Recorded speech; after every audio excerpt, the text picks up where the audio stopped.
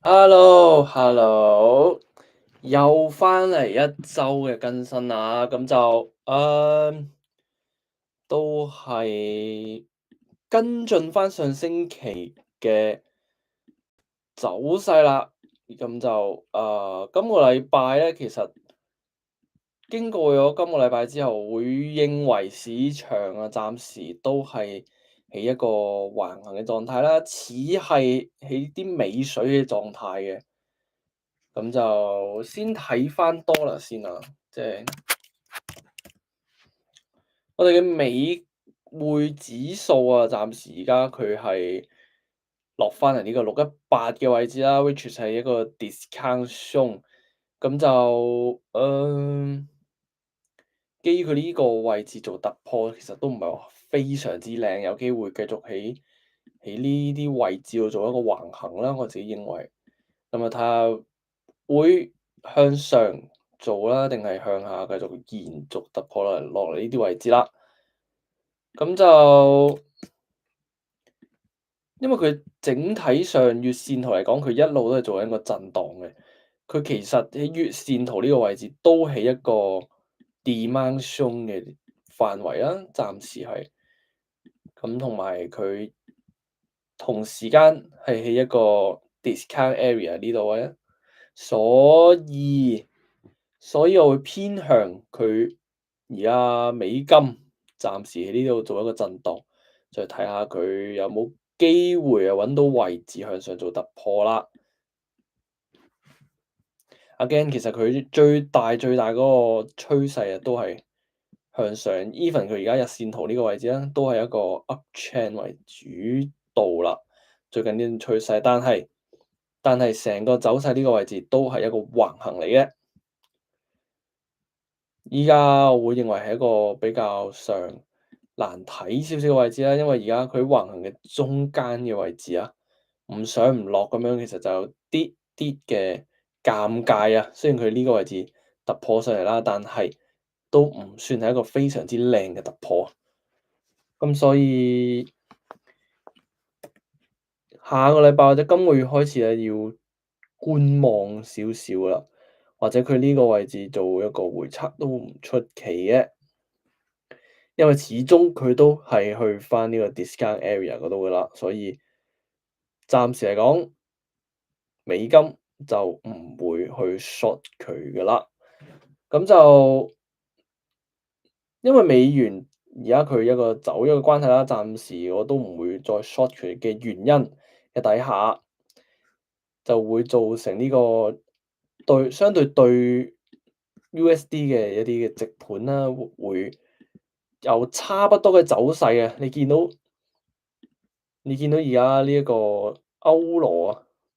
USD 嘅走勢其實都係咁樣做個震盪向上啦，咁樣佢依然都係喺呢個橫行，喺成個橫行嘅中間頂住，其實就同美金嘅走勢係差唔多啦。咁大家都睇緊美金嘅頭噶啦，究竟美金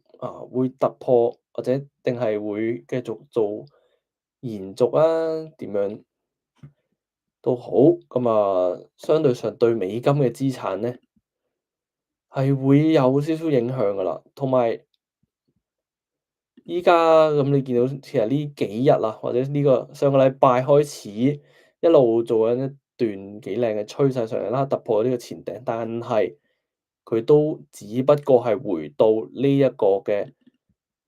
Premium Zone 呢個位置啫，成個618嘅 Premium Zone。咁呢段趨勢嘅 Premium Zone 嘅位置，咁所以喺上次嘅直播都講過啦，喺呢個位置就開始要停止睇 long 噶啦。第一，佢上邊呢個係一個 supply 啦，呢個係一個 supply area，咁所以喺呢度頂住做回測，其實都係一個比較上合理嘅走勢啦，或者佢做一個橫行震盪。Anyway，喺上邊呢一個 Premium Zone 就唔應該繼續做 long 噶啦。咁你會問，咁係咪應該做 short 啊？未知嘅，暫時你需要睇翻佢有冇一啲嘅 breakout structure 啦，或者係或者係突破呢啲位置先開始睇 short 都未遲嘅，因為佢走勢又可能我會偏向想見到呢啲出現啦，突破咗收翻上嚟喺呢一個 supply zone 嘅中間，或者呢一段趨勢嘅618.05呢個位置做個 short 嘅，都仲有好多肉俾大家食啊！所以唔使驚嘅，唔需要估頂住啊！我認為呢一個禮拜或者呢一個月，佢 firm 㗎啦，佢就去到咗呢個 supply zone 啦，呢個位置係一個幾靚嘅 supply zone。咁如果比較上一路永逸啲嘅走勢啊，我會想見到佢洗埋呢個頂之後先至出現嘅。咁但係佢洗完呢個頂，係咪又有機會向下咧？就好難講啊。但係點都好，暫時就唔會做 long 為主導㗎啦。一嚟佢到咗位，二嚟就supply zone 做 long 就有少少傻仔啦。咁就英鎊嘅走勢其實都大同小異啊，因為始終英鎊同埋歐羅係一 pair 嚟㗎啦。你見到英鎊、歐羅嘅走勢其實亦都係差不多嘅樣子啊。咁但係英鎊就比較上冇歐羅走得咁弱嘅，因為佢始終喺日線圖咧都係呢一段趨勢嘅回調段啦。之前我呢個位置有曾經試過買升嘅，喺呢度試係非常之合理嘅，因為呢度使咗個 liquidity，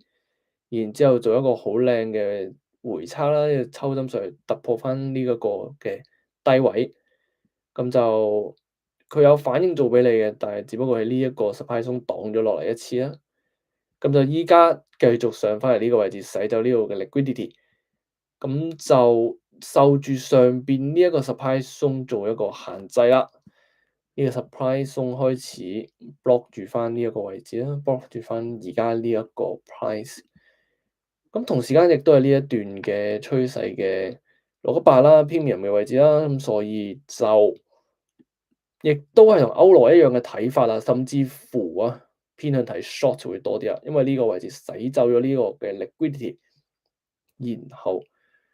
有望佢係一啲細啲嘅 time frame 做呢啲 breakout structure、change of character 之如此類嘅嘢啦。咁就如果佢第一關打落嚟，其實都幾和美嘅，睇翻下面呢一個底，咁就未知啊，所以暫時都唔好估頂啊，大家。雖則話而家美金咧都比較上係走弱嘅狀態啊，美金比較上喺上面做走，而家係一個走弱嘅形態啦。美金嚟講，咁但係英鎊咧非常之強啊！你見到佢呢幾日嘅走勢非常之強勁啦，上嚟呢個位置突破呢度，突破埋呢啲所有頂啦。呢度係一個上星期比較上強嘅一個平頂啦。咁而同時間咧，佢洗走咗呢個平頂之後，佢係冇做翻向下嘅，喺呢兩日咧，今個禮拜一二嘅時候啦。我認為如果佢真係做一個 short 或者有個回測嘅話，高機會率會洗翻走嚟呢一個平底，跟住再繼續做震盪啦。咁就到時先再睇下佢係震盪向上啊，定震盪向下啦。大家一切都要睇翻美金嘅走勢啊。咁就新聞懷實嚟講咧，咁你見到大家見到近期嘅走勢個局勢都唔係太穩定啊。咁你知啦，特朗普又一時又話要傾，一時又話唔傾就查唔掂數啦。咁就暫時都會幾影響美金嘅走勢嘅。咁就有待觀察啦。咁可能跑出呢啲星形啊，都唔出奇啊。講笑啫。咁就睇埋我哋嘅澳紙。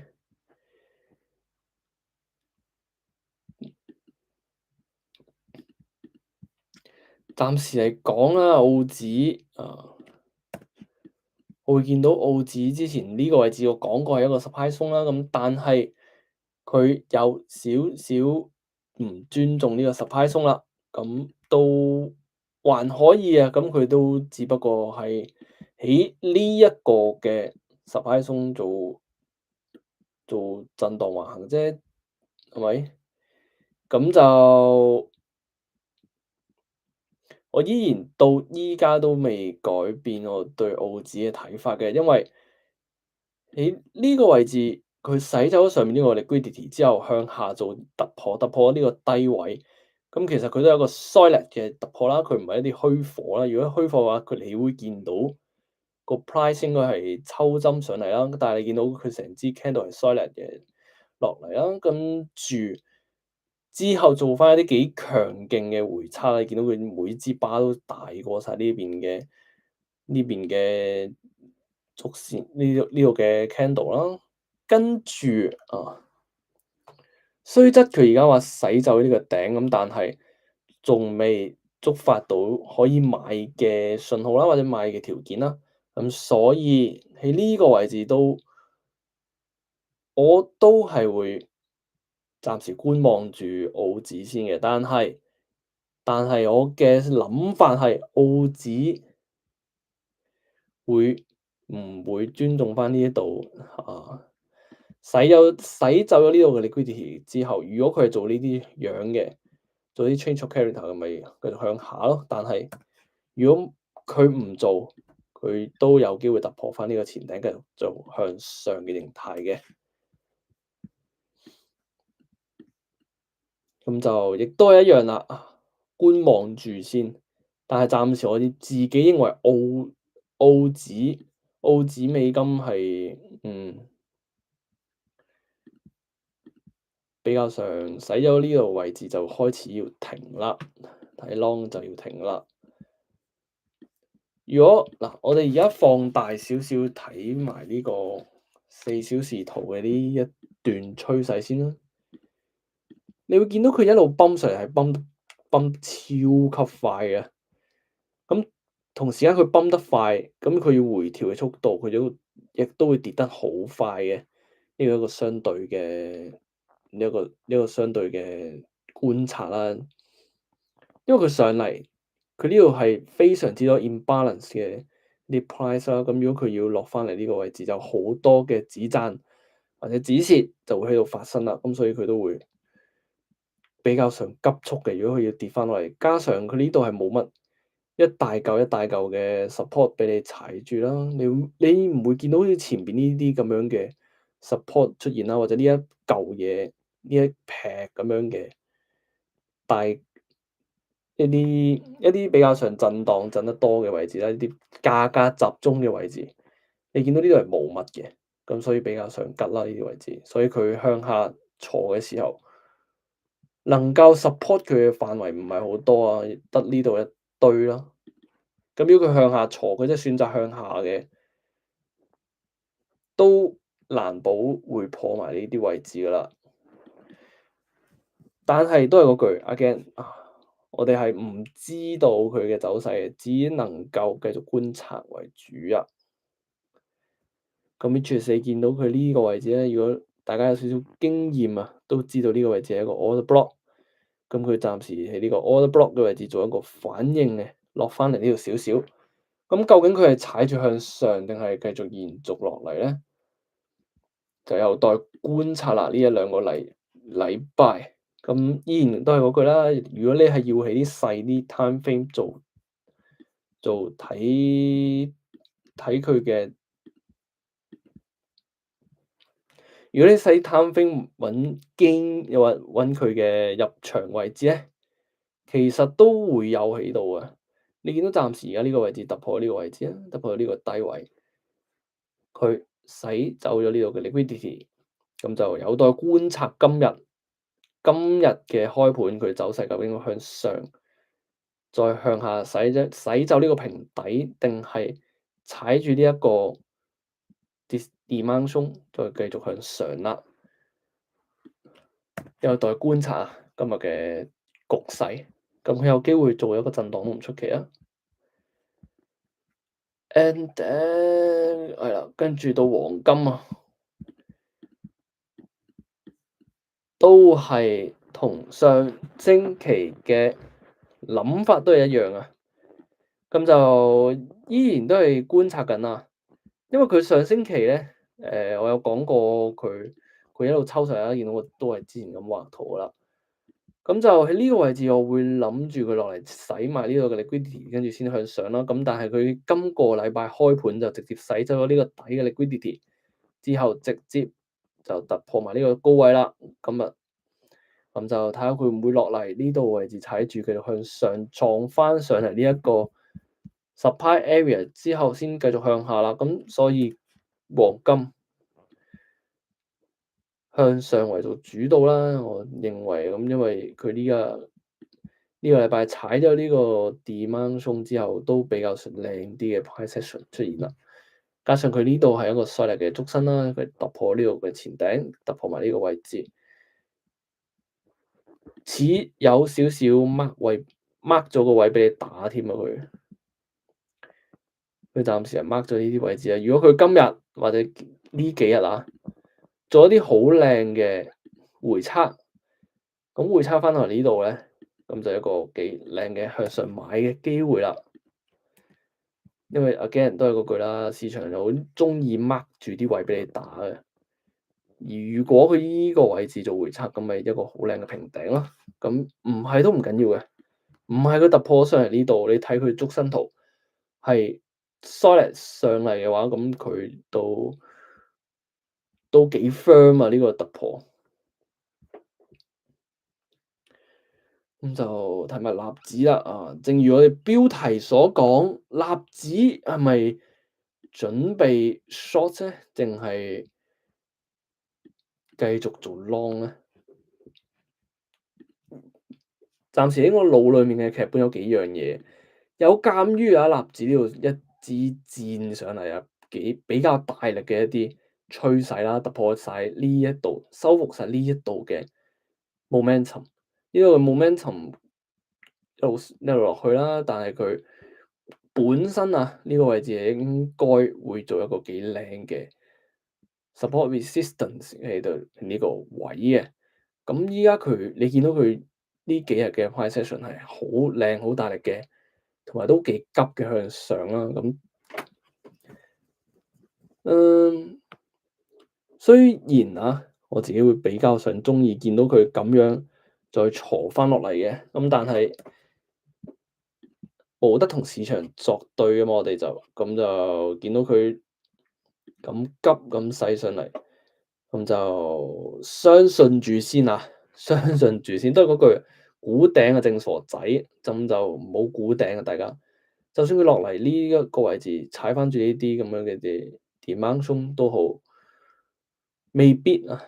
會繼續向上嘅，佢始終唔係話好靚嘅突破啦。如果佢真係要向上啊，佢必須要落嚟少少，唔可以落太低嘅。洗走呢度嘅 liquidity 呢一個位置，呢一支巴，佢就必須要向上做一個非常之靚嘅突破，咁先會足以改變我對佢嘅睇法啦。起碼突破呢度咁高啦，然後踩住呢個位置，我就會開始諗做 long。咁如果唔係，佢冇出現一啲好靚嘅突破呢個高位入面，咁我都唔會開始睇 long 為主噶啦。喺我腦裏面暫時有幾多啲劇本啦，想係急嘅落翻嚟，咁就做一個 short 嘅機會喺度，又或者暫時呢度洗走咗呢個 liquidity 嘅之後，落嚟踩啦，踩住，洗走呢度嘅 liquidity 之後落嚟踩翻住呢一度嘅 demand，跟住再揾位做向上啦。佢 short 嘅都有嘅，要 short 嘅一係向上啦，一係就急，一係就比較上慢少少啊，希望慢少少，跟住做啲咁樣嘅平底俾你打啦，跟住佢上嚟呢度，再抽落嚟。咁就會相對上比較理想嘅走勢啦，就係、and then 就比較上我比較中意嘅紐指，英鎊對紐指，因為真係十分之易玩啊！你見到佢上嚟呢個10 Pi area 之後，頂住而家向下啦，向下做呢個 break 個 structure 喺呢個位置，然之後回測上翻嚟，佢雖然唔係上得好深，但係佢都算係上翻呢一個10 Pi area 噶啦。咁就英鎊紐指有望啊，繼續向下為主導啦。咁都係，因為今日嘅時間佢已經洗走咗呢個嘅 liquidity。咁如果啊佢靚啲嘅話，撞翻上嚟呢一個10 Pi 鬆，呢一個比較細嘅10 Pi 鬆，之後再向下嘅話，會比較上靚嘅走勢啦。咁但係如果冇嘅都 OK 嘅，冇嘅其實佢已經去到呢個0.5嘅跌。佢已經係呢一段嘅0.5啦，甚至乎618嘅位置啦。咁就繼續順住個 Pie Session 嚟做就得㗎啦。呢個位置洗倉向下，咁就睇下佢會唔會喺呢啲位置，喺呢啲位置度洗埋呢度嘅 liquidity，跟住再向下啦。咁所以英鎊紐指我都係會 short 作為主導先，咁落翻嚟呢啲位置，呢啲咁樣嘅 demand area 之後，或者等佢洗走咗呢度嘅 liquidity 之後，先再諗向上啦。咁但係 mid-term 啦，mid-term 都係會諗向下為主導噶啦，因為你見到，如果你見到呢個歐羅紐指嚟講，係更加之靚啊！你見到佢突破呢個位置，直衝落嚟，洗走呢度嘅 liquidity，突破埋呢啲咁嘅低位啦。咁你其實見到佢呢一劈咁樣嘅鼻屎，咁佢都唔係一啲幾靚嘅 momentum 啦。相對上呢一度嘅 momentum 係比較上大啲添啊。咁所以可能係有一波嘅向下踩翻嚟呢啲位置，或者食埋呢一度嘅 liquidity 之後，先再諗向上都未遲啊。有待觀察啊！真係唔係話應屎應屁嘅，有時候就必須要講下有啦。咁啊，上到嚟呢啲嘅位置啊，之前我就曾經講過有機會啊，有機會就會向下有一波啦，同黃金嘅走勢差唔多嘛，我就話咁就的確係做咗出嚟啦，咁但係我係冇做到有嘅部署嘅，因為本身我就唔係好中意有呢一個資產啊，太受呢個地緣政治影響啦，咁所以我就唔係太中意有啦。咁但係有鑑於就好多人都應該有留意開有嘅價格，咁就順便講下咁啫。咁就同黃金之前嘅走勢一樣啦，咁就一支急嘅上嚟，跟住然後拉翻落嚟啦，而家做震盪，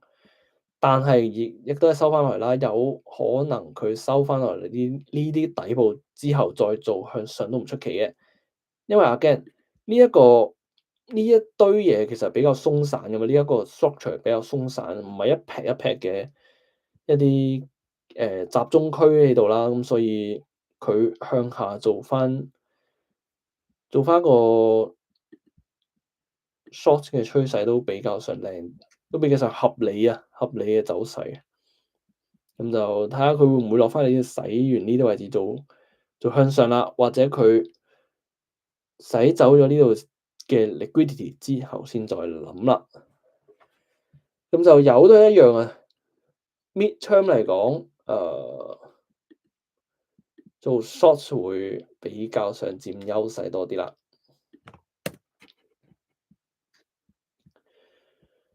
睇下先，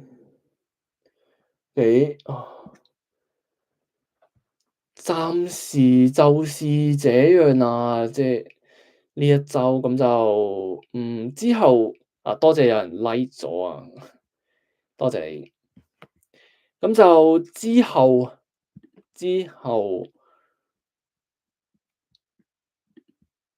大家可以睇翻重播啦，如果冇追到直播嘅人啦，咁就留意翻資產嘅動向同 update，咁就記得 like and comment subscribe 翻我嘅 channel，咁就俾我你嘅 like subscribe 已經係我嘅最大嘅支持啦，咁就下次再見啦同埋係啦，有一樣嘢想講啊，咁我見到有人留言啦，咁啊話嘥氣，咁啊技術分析冇用啊。咁我想講一樣嘢咧，就其實我知道買債買股票係比較勁啦，比較上一勞永逸啲嘅，個個都知嘅。咁但係同時間我都想講，有好多人啦，或者係甚至乎我一開頭都係冇一啲好大嘅資金去買債買股票嘅，咁又需要用啲 CFD 槓桿嘅工具去令到自己資金打大啲啦，加上嘥氣咧，就其實係冇做訓練或者冇做練習，就想一步登天嘅人先會講嘅啫。咁就我哋呢啲冇太多資金做股票嘅人咧，就只能夠靠呢個 CFD 嚟幫自己打大嘅資金啊。咁就同時啦，我都想講啦，其實技術分析咧都有幫助到你閣下買股票嘅。咁就因為你都要始終睇個大市依家係咩位置啦，你冇理由係一個熊市咁就 all in 股票噶嘛。咁所以我自己認為技術分析同基本面可以話係相輔相成噶。你見到佢呢度有一啲好靚嘅位置，或者上翻嚟高位，咁咪吸貨撈貨咯，喺股票嘅市場上。咁你話其實係咪股票真係冇用咧？咁唔係好認為啊。技術分析其實你有知道我即場都可以同你睇一睇呢個 Tesla 嘅走勢都知道嘛。嗱，而家睇落去佢就係一個 supply area 呢個位置做一個反應出嚟啦。咁如果突破呢個做一個 change of character 出現嘅話，咁你咪可以喺度買咯，咪可以喺度入貨咯，再配合埋大市嘅走勢，咁咪一個非常之靚嘅入場機會入場時機咯。咁所以我唔認為技術分析同埋呢個基本面係有衝突嘅。咁大家嘅賺錢方法唔同啫，我就覺得係同埋呢樣嘢相輔相成，就應該冇死啊。加上你話債其實都係差唔多嘅嘢嚟嘅，佢都有佢嘅圖表噶嘛。債嚟講，雖然債咧就可以話相對上穩定嘅，咁但係熊市係咪唔代表佢價格唔會喐咧？就好明顯唔係啦，係咪？咁你見到其實個周線圖都係一路 keep 住做橫行啦。咁如果你係有學技術分析嘅，你就會知道而家呢個位置係突破呢個位置咧，做一個 break of structure，然之後落嚟踩翻住呢個 demand zone之後，你就可以喺度輕鬆入場啊。咁你中意揸佢10年8載都 OK 啊。咁所以其實技術分析有一次幫到你揾到你最啱嘅位置進場啦。咁就係啦。下條片再見啦，我哋下個直播再見。咁就應該一個禮拜會更新一次暫時，因為就係啦，做太多呢啲更新都冇乜意思。咁俾我諗下有其他嘅題材再同大家update啦。咁就或者有咩想聽，有咩想睇咧，都可以留言話我知。咁就睇下之後再用咩形式同大家見面啦。咁就再見，拜拜。